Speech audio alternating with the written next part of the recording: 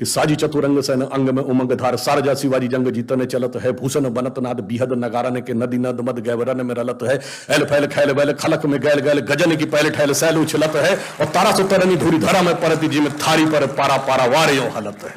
अब बताइए इससे बढ़िया रैप मिलेगा कहीं? इससे ज्यादा टंग ट्विस्टर कोई मिलेगा कहीं? इससे ज्यादा राष्ट्रवाद की प्रेरणा मिलेगी कहीं? इससे ज्यादा उत्साह मिलेगा? उसकी बजाय अंग्रेजी के आतुकांत शब्दों को जोड़कर रैप बनाते हो। मेरे भाई, भाषा की महानता देखो, संस्कृति की विराटता देखो, उसके अंदर मिलती हुई प्रेरणा देखिए, तो सारी की सारी चीजें आपको एक साथ नजर आती हैं। इसलिए मैं अंत में यह कहना चाहता हूं, फिर भी कुछ चीजें बहुत ध्यान रखने की होती हैं। जानते हैं क्या होता है? हमारे सारे धर्म ग्रंथ कुछ प्रेरणा देते हैं। जब माता सीता का हरण करने के लिए रावण आया था तो आसुरी वेश में आया था क्या? साधु का वेश बना के आया था। तो अक्सर आसुरी शक्तियां साधु का आवरण ओढ़ के आती हैं। वो अपने को कहती हैं हम लिबरल हैं, ह्यूमनिस्ट हैं, हम तो ओपननेस की बात करते हैं, फ्रीडम ऑफ स्पीच की बात करते हैं। और इतनी मजेदार बात यह है कि इसमें सबसे ज्यादा जानते कौन सी दो शक्तियां एक हो जाती हैं जो सीए के आंदोलन से आते हैं? देखो, लेफ्ट लिबरल कम्युनिस्ट और कम्युनिस्ट और फंडामेंटलिस्ट मुस्लिम। और मजे की बात यह है कि आप दुनिया में एक कम्युनिस्ट देश बताइए जहां तोप लगा के मस्जिदें न उड़ाई गई, चाहे रशिया हो या चाइना। और एक मुस्लिम देश बता दीजिए जहां कम्युनिस्ट पार्टी प्रतिबंधित ना हो। अच्छा चलिए, एक कम्युनिस्ट देश बताइए जहां फ्रीडम ऑफ स्पीच हो, और एक मुस्लिम देश बताइए जहां फ्रीडम ऑफ स्पीच हो। तो गजब है साहब। पूरी दुनिया में जो एंटीथीसिस है फ्रीडम ऑफ स्पीच और लिबरलिज्म के, और इतना ही नहीं, एक दूसरे से ऐसे दुश्मनी है, मतलब उसको शब्दशः न लिया जाए, मैं प्रतीक में कह रहा हूं, सांप नेवले की लड़ाई है। वो यहां पे आके एक होके हमको लेफ्ट लिबरल होने का ज्ञान देते हैं। इसे ही कहते हैं कि कैसे आवरण में धर कर आता है और आपसे कहता है मर्यादा की सीमा के बाहर आ जाओ लक्ष्मण रेखा के, और गलती से कोई चला जाए तो बस फिर क्या गति होती है? तो रावण के चंगुल में जाना पड़ता है। इसीलिए, और वो चीज क्या है? अब एक और बात समझिए, एक दूसरे प्रकार का भी रावण आ रहा है जिसे समझना चाहिए। थोड़ा सा विषय लेके बताना चाहता हूं। ये रावण के 10 ही सिर क्यों थे? 8 या 12 क्यों नहीं? 20 या 25 क्यों नहीं? और एक सर कटता था, दूसरा क्यों उगाता था? और अगर 10 ही सिर थे तो उसका नाम दशानन क्यों था? 10 मुख वाला क्यों था? 10 शीश, 10 ग्रीव, 10 कंधर, 10 उदर क्यों नहीं था? एक्चुअली में रावण के 10 सिर 10 इंद्रियों के प्रतीक हैं, और दशानन इसलिए कि 10 इंद्रियों की खुली हुई बहिर्मुखी पिपासा, the extrovert tendency of all the 10 senses. एक सर कटेगा, दूसरा उगाएगा। इसका अर्थ क्या हुआ कि एक किसी इंद्रिय की इच्छा पूरी करो, immediately it will replace by other, even God can not stop it.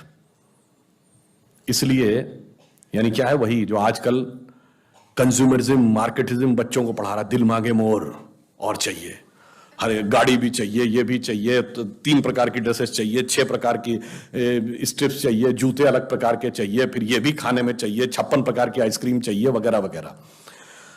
और वो 10 इंद्रियों, और उसको कभी समाप्त नहीं हुआ। एक सर कटेगा, दूसरा उगाएगा। जिस दिन आपके पास कार आएगी, आपको बड़ी कार की चाह हो जाएगी, फिर मर्सिडीज, फिर BMW, फिर प्राइवेट जेट, और प्राइवेट जेट में भी सुपरसोनिक जेट, और फिर पता नहीं क्या क्या होता रहेगा, उसका कोई अंत नहीं रहेगा। तो आखिर में उसको समाप्त कौन करेगा? धर्म की स्थापना कैसे होगी? राम समाप्त करेंगे। राम शब्द का अर्थ है रमन्ते इति रामा। रम शब्द का अर्थ होता है रमना, किसी में सेटिल होना, रमणीक स्थान, रमता जोगी। रमन्ते इति रामा वह तत्व जिसमें सारा संसार सेटिल्ड है, the element in which the entire universe is beheld. वो एब्सोल्यूट एलिमेंट है राम। और राम के पिता कौन है? दशरथ। जब 10 इंद्रियों को रथ लेंगे तो हृदय में वो एलिमेंट पैदा होगा जो 10 इंद्रियों की बहिर्मुखी पिपासा को नष्ट करेगा। तो रावण कई प्रकार से आ रहा है, वो लेफ्ट लिबरल बन के भी आ रहा है, और वो बन के, और देखिए कितनी मजेदार बात है, महिला एक्टिविस्ट जो लेफ्ट लिबरल थी, जो मिनी स्कर्ट पहनने को लेकर तो बहुत आक्रामक हो जाती थी, और वही हिजाब के साथ खड़ी थी, बुर्के के साथ। मतलब इससे बड़ा आप डाइकोटोमी ऑफ द कैरेक्टर नहीं देख सकते। और इतना ही नहीं, वो ट्रिपल तलाक और हलाला के भी पक्ष में खड़ी हुई थी।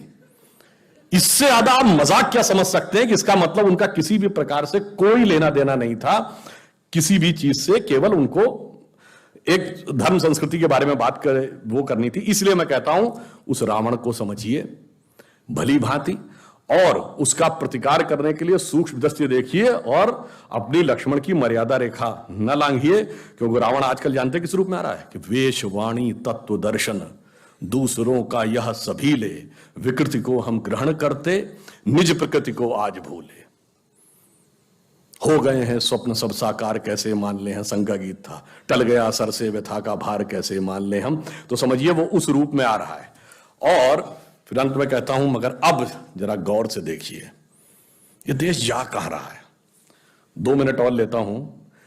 जिसको लोग कहते हैं ना ये तो बड़ा एक्सट्रीम राइट विंग आइडिया है, वो एक्सट्रीम राइट विंग की डेफिनेशन हर 20 साल में बदल जाती है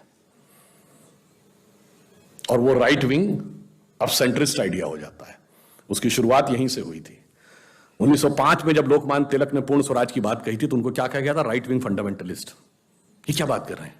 अरे भाई वायसराय की एग्जीक्यूटिव काउंसिल में कंसेशंस की बात थी, पूर्ण स्वराज की बात कहां से ले आए? ये तो एक्सट्रीम राइट विंग आइडिया है। लोगों ने कहा ये हो ही नहीं सकता, ये असंभव है। अरे अंग्रेज के राज में सूरज नहीं डूबता है। ये 1905 का दशक था। आपने देखा 20 साल गुजरे, तिलक के मित्र गोखले, गोखले के शिष्य Gandhi, the movement for Swaraj has become a reality. यानी जो राइट विंग आइडिया था वो अब मॉडरेट एंड एक्सेप्टेड आइडिया हो गया। अब वहां राइट विंग कौन थे? कांग्रेस के अंदर का जिसको हिंदू एलिमेंट कहा जाता था या हिंदूवादी विचारधारा के नेता कहे जाते थे, सरदार पटेल, के.एम. मुंशी, राजेंद्र प्रसाद, सी राजगोपालाचारी, पुरुषोत्तम दास टंडन, मदन मोहन मालवीय। और 20 साल गुजरे, 47 स्वतंत्रता के बाद ये सब सरकार के हिस्से हो गए। अब ये एक्सेप्टेबल हो गया राइट विंग। अब राइट विंग का प्रतीक कौन था? श्यामा प्रसाद मुखर्जी, दीनदयाल उपाध्याय, जो सांस्कृतिक राष्ट्रवाद की बात कर रहे हैं 50 के दशक में। और 20 साल गुजरे।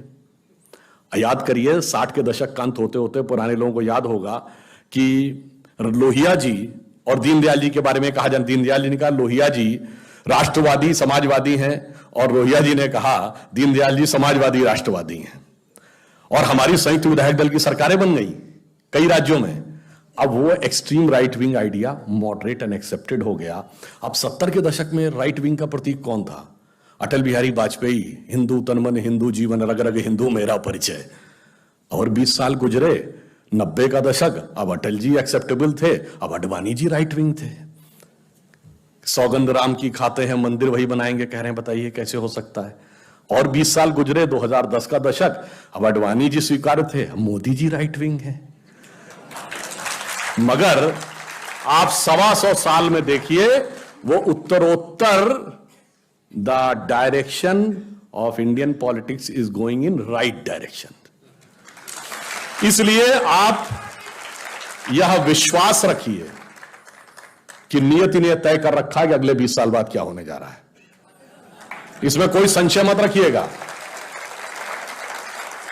जिन्होंने इस देश की सबसे पुरानी पार्टी, जिसपे मैं मजाक में कहना चाहूंगा, जो ग्रैंड ओल्ड पार्टी कहती थी, घर में जो चीजें बहुत पुराने हो जाते हैं तो कहते हैं भाई ये पुराने हो गए कपड़े, पुराने, फिर कहते हैं बहुत पुराने हो गए, फिर अगली स्टेज होती पुराने धुराने हो गए, फिर होता है कि फटे पुराने हो गए।